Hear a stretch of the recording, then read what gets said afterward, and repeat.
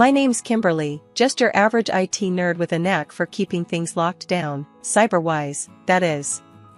Since the pandemic took my folks, it's just been me, alone with their stuff and this valuable painting they left me. That thing's old, like handed down from my great-great-grandma old, signed by some big-shot English artist. Not that I'm selling, it looks too good in my living room. Work's been my life, literally steps from my apartment, and when I'm not there, you'll find me buried in my studies or firing up content for my YouTube channel. That's where the shy, awkward Kimberly becomes Cyber Kim, the guru of data protection. My videos are straightforward, nothing fancy, but they do the trick. I keep my friend circle tight. There's Sarah, a classmate from way back, and her husband, Mike, who's a lawyer. We'd catch up over cheesy slices or stuff ourselves with pasta at some Italian joint downtown, talking about everything and nothing. They're cool, the kind of friends who don't mind my tech rambles. So, this one day, I'm checking my channel comments, and there's a message from this guy, Tom. Not your typical nice vid stuff, he actually asked smart questions about firewall vulnerabilities. We ended up DMing, and let me tell you, the guy knew his bytes and bits. He was like, "Hey, I'm Tom. Caught your latest video. Could use a bit of advice on setting up a secure home network. Got a minute?" I replied, "Sure thing, shoot. Just promise you're not trying to hack your neighbor's Wi-Fi." We clicked right away. Chatting with Tom was easy. It felt like geeking out with a buddy, which, for me, was a big deal. Most guys don't get past my firewall, if you know what I mean. After a week of back-and-forth messages, he dropped, "You know, we should meet up. Could use a personal consult, and maybe coffee?" I typed back, "Coffee sounds good. There's this quiet place near my work. Friday?" "Friday it is. See you there, Kim." Meeting Tom felt like a big step. I mean, here I was, a girl who'd rather spend her Friday nights updating software, stepping out to meet some guy from the internet. But, something about him seemed legit. The day came and there I was, early at the cafe, fidgeting with my phone, scrolling through code updates to calm my nerves. Tom walked in, casual, with a smile that knocked me a bit off my protocol. "Kimberly? Hi, I'm Tom. Thanks for coming out." I stood up, shaking his hand. "Hi, Tom. Hope this place is geek-friendly." We dove deep into tech talk, but it wasn't just that. Tom was funny in a witty, not over-the-top kind of way. He made tech talk feel like a cool hangout, not just a Q&A session. As we wrapped up, Tom said, "This was great. We should do it again, maybe make it a regular thing?" I nodded. "I'd like that. And maybe next time, I can save your phone from more than just theoretical threats." Walking back to my apartment, I couldn't help but smile. Maybe it was okay to let someone in, even just a bit. After all, even a cybersecurity expert needs a break from the screen sometimes. It was a sunny Saturday when Tom suggested we go meet his mom. He'd been talking about it for a while, like it was some big deal. "It's just lunch, Kim. But, you know, she's kinda old school, likes to know who's who in my life." I agreed, not because I was dying to meet his mom, but I figured if things were getting serious with us, I might as well get it over with. We drove out to a quiet suburb, houses all neat in a row, gardens manicured. Tom's childhood home looked just like him, orderly and tidy. His mom, Linda, was waiting at the door as we pulled up. She was all smiles, but her eyes did that up-down scan like a security system sizing me up. "Tommy, and you must be Kimberly. I've heard so much about you," she said, pulling me into a hug that felt more like a frisk. "Nice to meet you, Mrs. Anderson," I managed, stepping into the house that smelled of roast and something sweet baking. Lunch was on the table, everything laid out like a photo shoot for a family magazine. We sat down, and the interrogation began. Linda served the roast and fired off her first question with the same motion. "So, Kimberly, Tom tells me you work in computers? That tech stuff?" "IT specialist," I corrected, passing the potatoes. "I work on cybersecurity." "Oh, fancy," she said, almost sarcastically. that make good money? I choked on my water a bit. Tom jumped in. Mom, come on. Let's not get into all that. Linda waved him off. I'm just making conversation. So, Kimberly, do you own your place then? Must be nice, being independent. I nodded, unsure how much to reveal. Yes, I have my own apartment. Bought it all by yourself? No help from anyone? Her tone was curious, like she was digging for gold in my past. Just me, I said, feeling a bit cornered. Tom kicked me lightly under the table, giving me a just-go-with-it look. The meal dragged on, Linda's questions bouncing from my family background to my long-term career plans. I tried to steer the talk away from the interrogation vibe, but Linda had a talent for circling back. Finally, dessert was served, and I thought I'd use the chance to flip the script. Mrs. Anderson, Tom speaks so highly of you. Must have been a great mom to raise such a gentleman. Linda softened a bit. Well, I did my best. Tommy was always a good boy. Not much trouble, right, Tom? Tom smiled. Never, Mom. Kimberly's been great, too. She's really smart, knows her stuff. You should see her channel on YouTube, she's got quite the following. Oh, a YouTuber too? Linda's eyebrows went up. That's secure, is it? I smiled back, trying not to show my annoyance. Linda's obsession with money was somewhat tiresome. A year flew by faster than I'd ever imagined, and there I was, Kimberly Anderson, married and trying to adapt to a whole new chapter. Tom and I tied the knot in a simple ceremony, just close friends and family, and soon after, we settled into my apartment. Life as a married woman was supposed to be sweet, right? Well, it would have been, if only his mom, Linda, hadn't taken an overzealous interest in our lives, especially the financial part. It started with innocent visits. Linda would pop over, supposedly to see how we were settling in. But soon, these visits turned into full-on inspections. I'd find her eyes trailing after the new blender or the TV, and later, she'd casually mention how much those items cost online.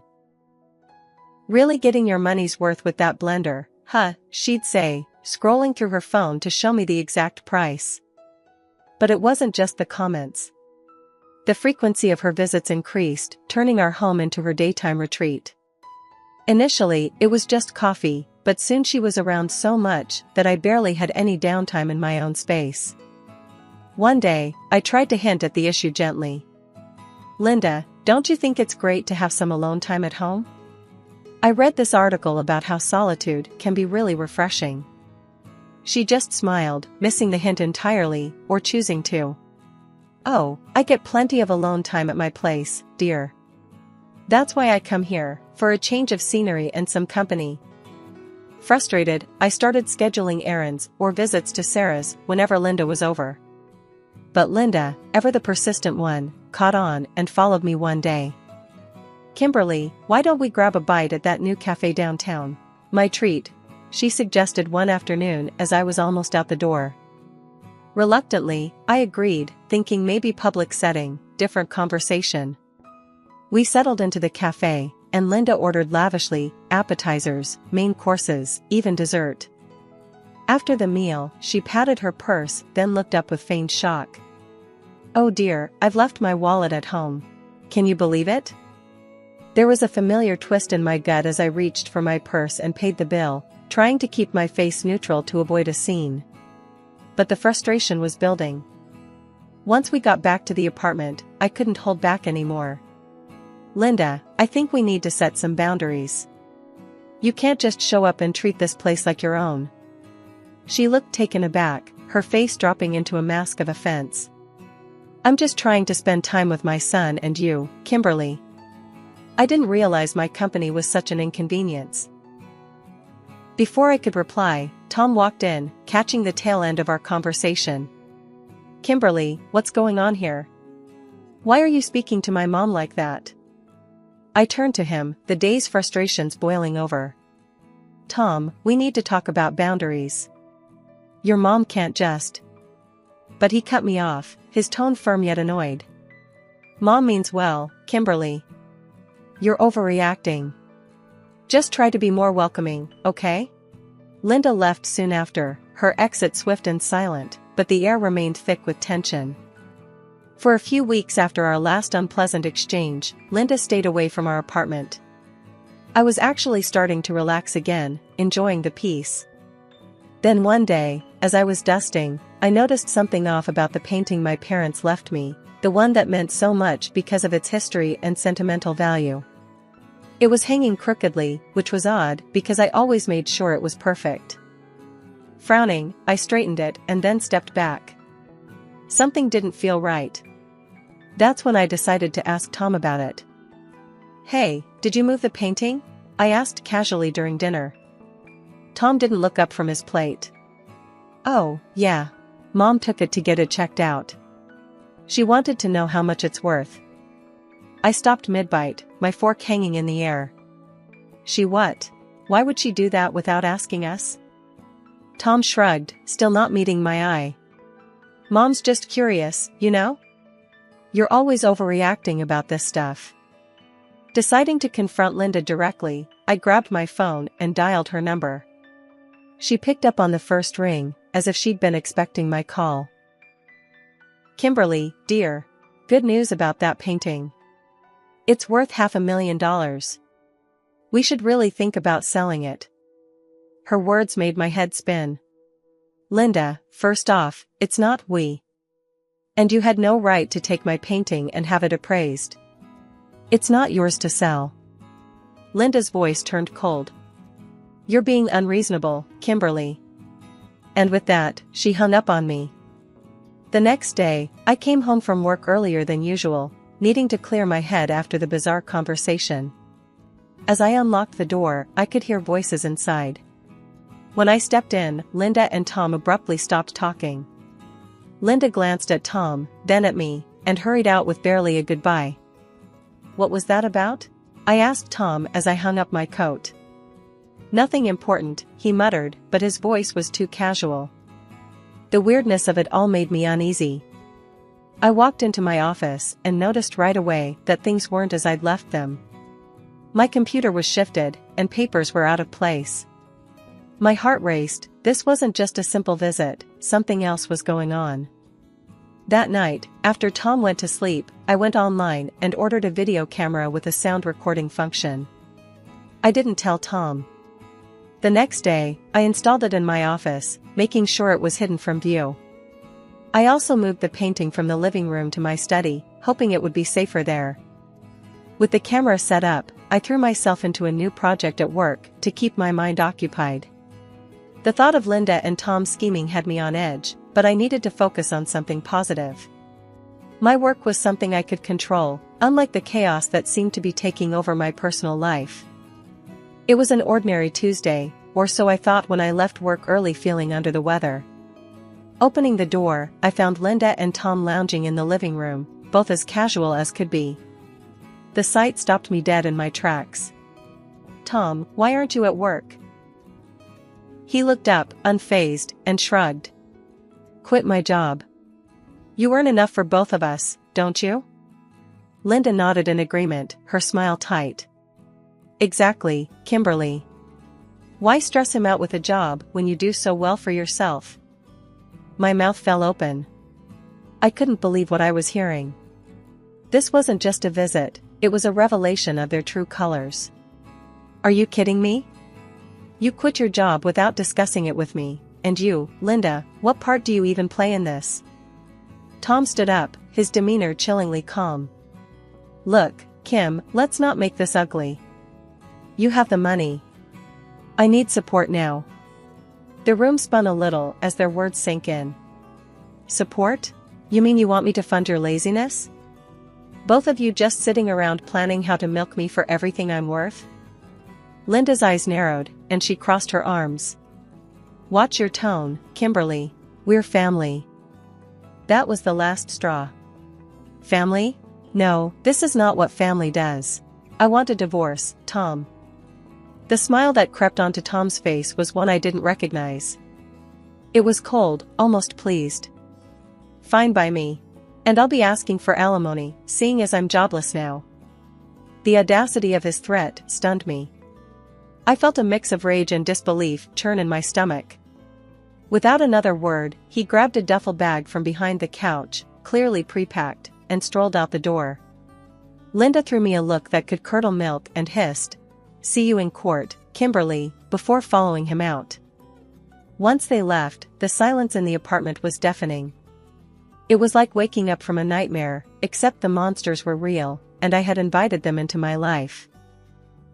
I called Sarah, my voice shaking as I recounted what had just happened. She was furious on my behalf. "Kim, this is insane. You need protection, legal protection. Mike can help." I headed to Sarah and Mike's place. Mike was ready with both sympathy and lawyer mode activated. "Kimberly, we're going to take care of this. First thing, we'll file for divorce, and don't worry about the alimony threats. We'll counter every move they make. Tom quitting his job like that, it's manipulative, and we'll prove it." After talking things through, I returned to my apartment, feeling more determined.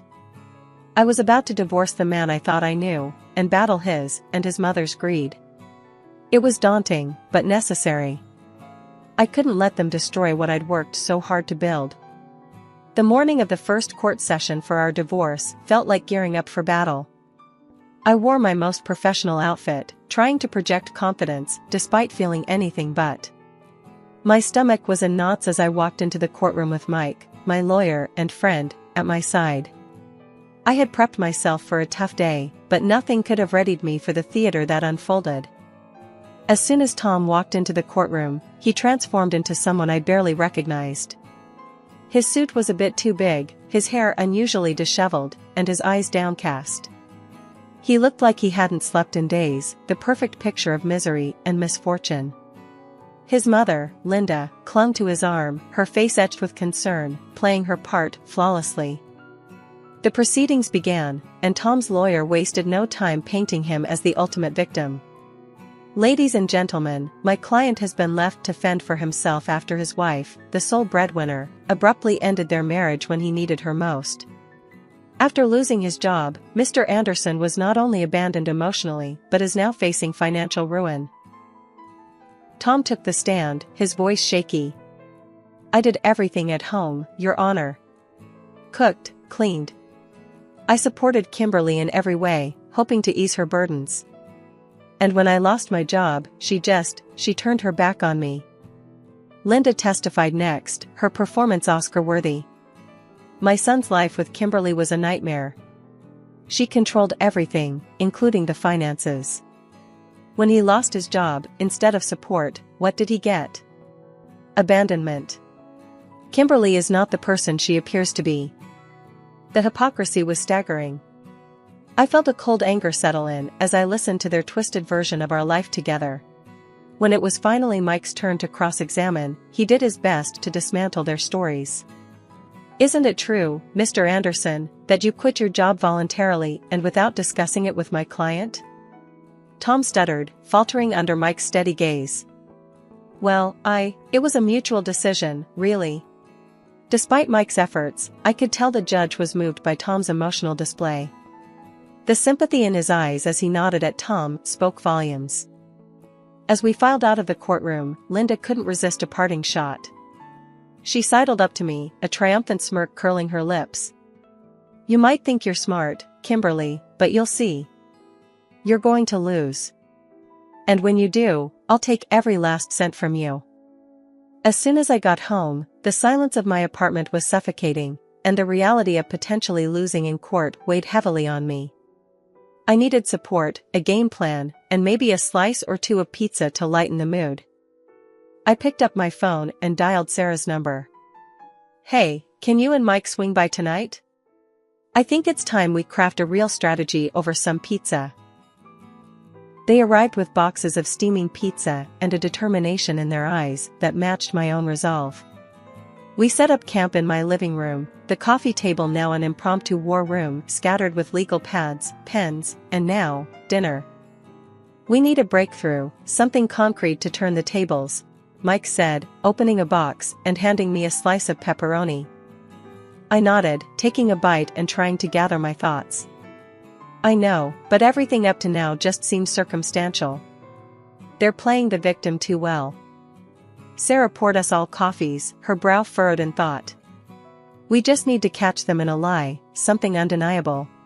As we ate, the conversation continued to circle around potential strategies and legal angles.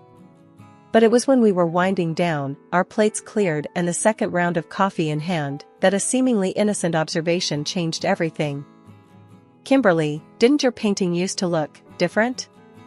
Sarah asked, nodding towards the large canvas in my living room. I turned to look, my heart skipping a beat. The colors did seem brighter, more vivid than I remembered. A sudden thought struck me, and I jumped up. The camera. I set up a camera in my office a while back. I completely forgot about it with everything going on. We rushed to my office, where I fired up my computer and began pulling up the footage from the hidden camera. The files loaded, and we watched intently as the days clicked by and fast forward. Then, there it was. The day Tom and Linda had been alone in my apartment. The video showed them entering the room, glancing around nervously before approaching the painting. Their voices were low, but picked up clearly by the camera's mic. Make sure you swap it out smoothly. No one will ever know. Once we sell the real one, that's $500,000 we're sitting on. Tom's voice was a whisper, but the greed in it was loud and clear. Linda's laughter was chilling. And once she's out of the picture with the divorce, we'll live like royalty. No more hiding, no more scrimping. Just wait, that alimony will be the cherry on top. My hands were shaking as I paused the video. We looked at each other, the gravity of the situation sinking in. This wasn't just petty theft, it was a calculated betrayal. We've got them, Kim. This is it. This video could discredit them completely in court, Mike said, his voice steady and confident. The rest of the evening was spent in a flurry of planning. Mike outlined our next steps, detailing how we would introduce the video evidence in court, ensuring its impact would be undeniable. Sarah helped me draft a statement, her words crafting a clear, concise narrative of betrayal and deceit. The morning of the final court session was unlike any other. As we entered the courtroom, I caught sight of Tom and Linda, smug expressions planted firmly on their faces. They had no idea what was coming. The court settled, and the judge called the session to order. Mike was the first to speak, his voice filling the room. Your Honor, we request permission to submit new evidence crucial to this case. The judge eyed him curiously. And what might this evidence be? A video with audio, Your Honor, revealing the true intentions behind Mr. Anderson and his mother's actions. Permission was granted with a nod, and the courtroom hushed as Mike connected the USB drive to the court's AV system. I watched Tom and Linda, their confidence faltering as the screen flickered to life.